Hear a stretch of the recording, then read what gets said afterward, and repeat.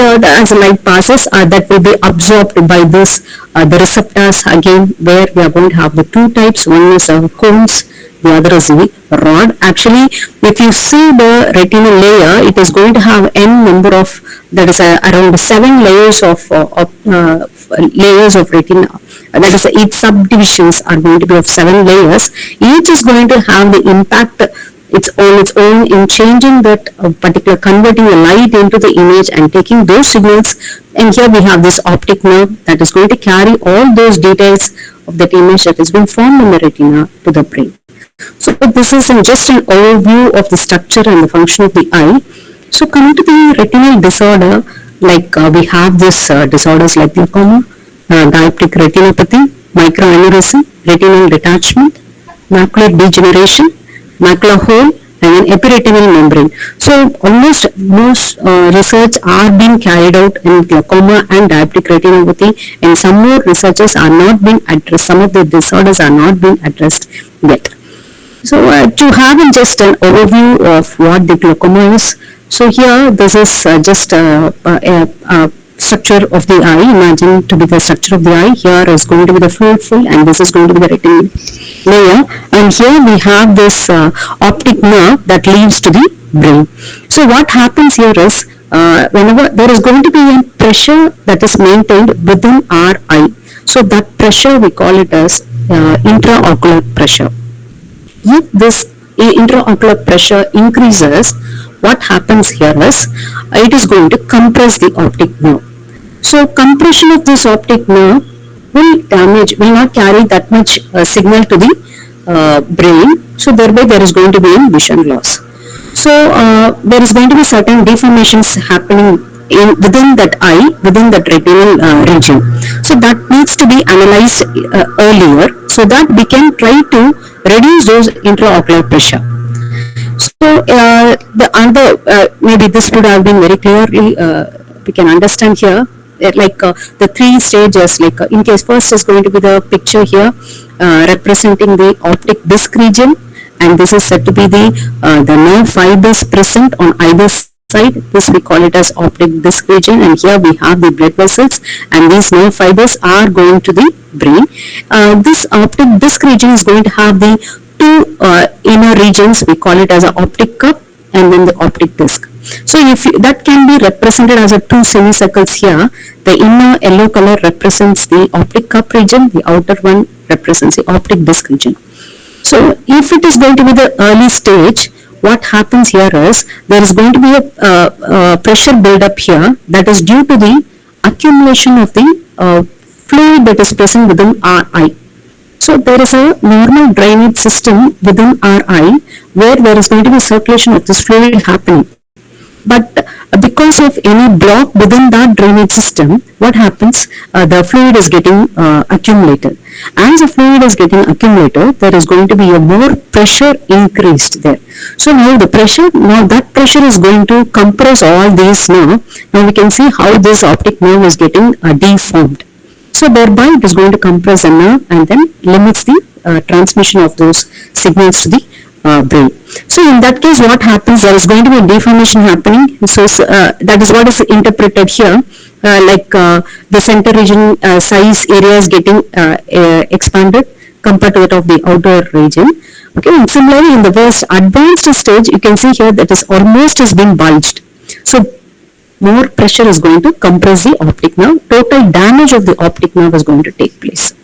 So what happens here is that generally the ratio is getting increased. So in a normal healthy subjects, normal eye, we'll be having this ratio. That is, a ratio means the area of this cup region with respect to the disc region. If you see, it is going to be around 0.3, whereas in case of the glaucoma, if it is going to be greater than 0.3, it leads to the glaucoma. It indicates the presence of the glaucoma. So if it is going to be around 0.7, it is in the advanced stages of the glaucoma. So the next cause is diabetic retinopathy. As I told, almost the persons with the diabetic conditions, if it is not in a controlled way, it may lead to the diabetic retinopathy, where the blood vessels, here in this is nothing but the fundus image captured using the fundus camera. So if you see here, these are the blood vessels. The blood vessels will get damaged, and sometimes it may leads to leaking of the blood from these vessels within the eye itself. So there again we have the two stages. One is NPDR, the other is a PDR. NPDR is a non-proliferative diabetic retinopathy. The other is a PDR. Early stage we have this NPDR, and then advanced stage that may lead to the very blurred vision.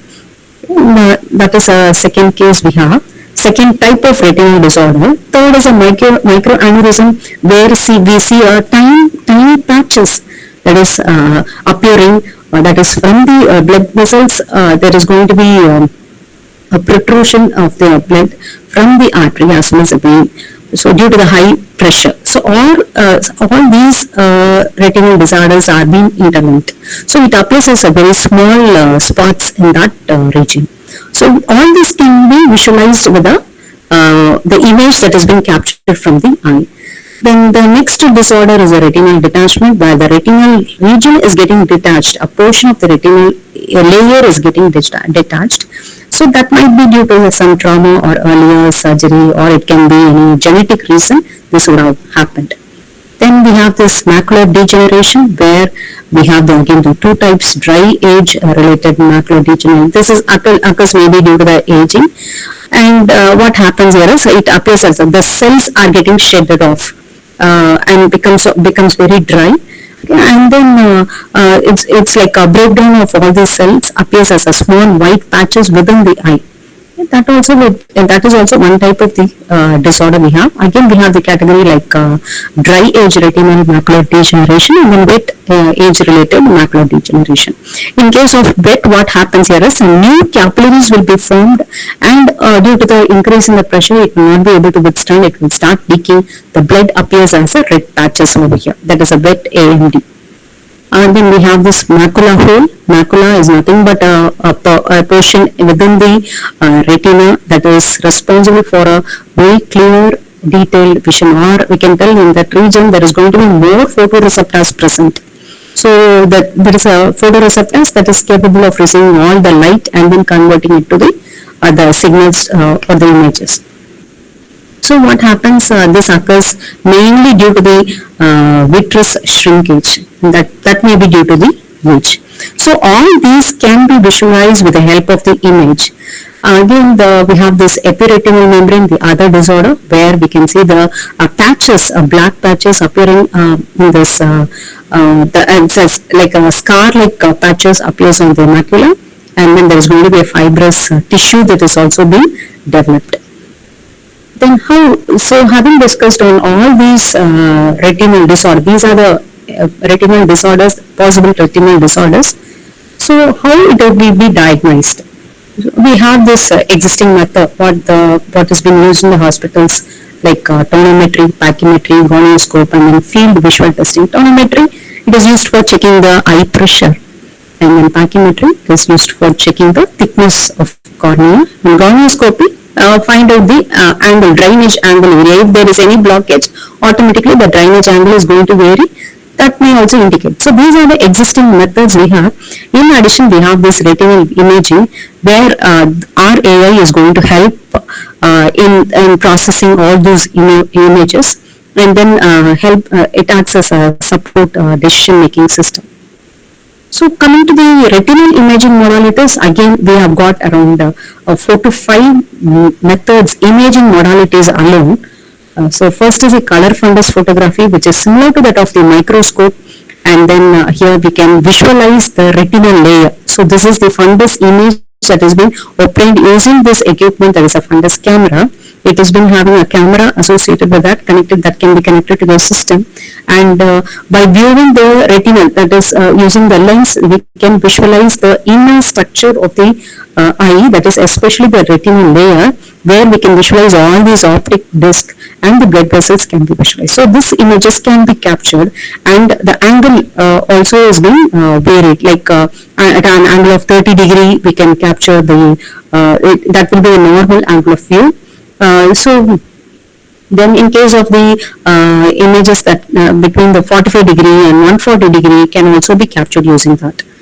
second imaging modality, that is an equipment, is going to be the Heidelberg retinal tomography.